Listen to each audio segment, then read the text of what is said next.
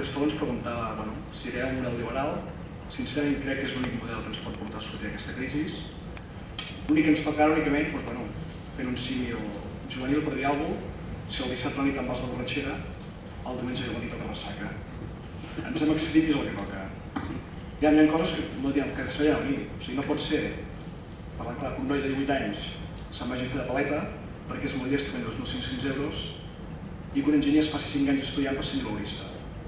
Això està clar que el sistema ha fallat. Algo no anava bé. A partir d'aquí, un altre punt que ens ha fet és si la gent vivia per sobre les seves possibilitats. Està clar que sens dubte sí. Em sembla que no es vivies mai a Espanya ni a Catalunya tants BMWs, tants Audis, tants Mercedes.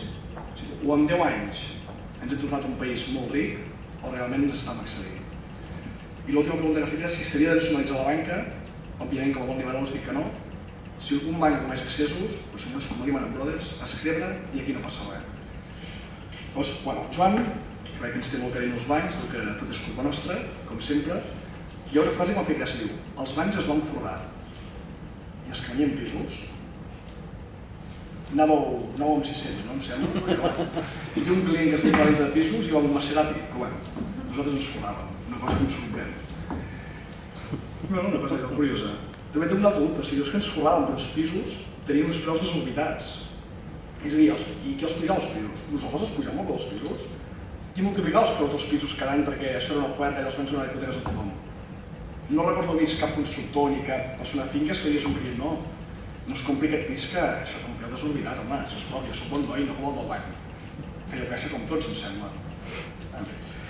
Bàsicament, a part d'això, comentava, possibles mètodes de financiació voluntada. Òbviament hi ha els bancs, però hi ha altres sortides, no som únicament el ser financiat. Hi ha una cosa que es diuen, per exemple, business angels, que són empresaris o gent amb diners que pot financiar projectes que veuen cara lluís, tipus capital risc. Aquí a Catalunya, per exemple, teníem el Business Angels Network Catalonia, que va estar participada per la Caixa Terrassa, per tant, no hi ha tan dolents els bancs si volem ajudar a financiar. Tenim altres opcions, per exemple, a Caixa Manresa fem una cosa que és el premi als emprenedors. Tu presentes un pla d'empresa i si aquest és viable donem un premi de 12.000 euros. O altres opcions, per exemple, és la Jove Cambra, en Coaprop, tenim una cosa que és el premi al millor pla d'empresa, en el qual regalem 10.000 euros i 10 hores de consultoria gratis a qualsevol millor pla d'empresa. Altres sortides per trobar finançament. També hi ha el SECOT, que són els senyors espanyols que es dediquen a donar assessorament a nous empresaris i a nous emprenedors. No tots s'acaben en el banc, hi ha sortides, i si no hi ha les festes ICO, hi ha els préstecs de l'Institut Català de Finances. Per aquí, solucions per la crisi. Ja us he dit abans, operació Bikini. Més concretament, l'operació Bikini seria molt simple. Baixar l'impost de societats, al cap i a la fi, qui genera els llocs de treball no ho hem d'oblidar, són les empreses, i si volem més les hem d'ajudar. Rebaixar l'IVA, necessitem fomentar el consum, per tant, és una bona manera. Aplicar el conveniament lliure, soc conscient que dir això és sinònim de dir vaga general el dia següent. Però o assumim riscos o no anem endavant. Els que hi vau estar, per exemple, heu vist pel diari la conferència del Mas, hi ha una frase que m'agrada i escriu: el pitjor que et pot dir, la millor cosa que pots fer és fer una cosa i encertar-la. La segona millor és fer una cosa equivocar-te, la tercera és no fer res. Per tant, jo crec que intentar aplicar l'acomiadament lliure, com a mínim t'assegura que les empreses no tinguin que assumir aquest cost quan contracten algú i que si algú se'n va al carrer no sigui el jove perquè fa un any i mig que entra a l'empresa, sinó que potser se'n va el que porta 40 anys perquè és un vago i no fot res perquè és gratis pel marxa. Una altra solució, abaixar l'IRPF. Hi ha dues coses que a mi no em quadren per l'IRPF. Per començar, volem que la gent estalviï, però cada cop que tu estalvies, dels teus interessos, hi ha una persona, que ja em dic el soci tonto, que s'emporta el 18% dels teus beneficis. És a dir, jo estalvio i faria un esforç, però l'estat són del 18%. Curiós.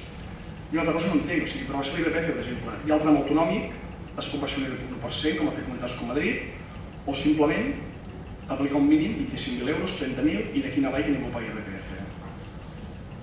Una altra solució que crec que es pot aplicar és simple, congelar els sous funcionaris, al cap i al fi, tenen la tranquil·litat del món que no s'anirà al carrer mai. No sé que l'estat patés i llavors ens tenim un problema tots.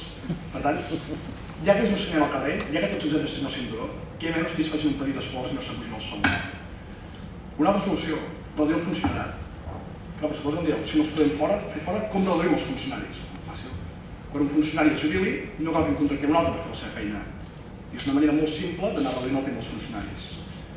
I una altra solució que crec que s'hauria d'aplicar i que ens hauria de començar a plantejar és allargar l'edat de jubilació.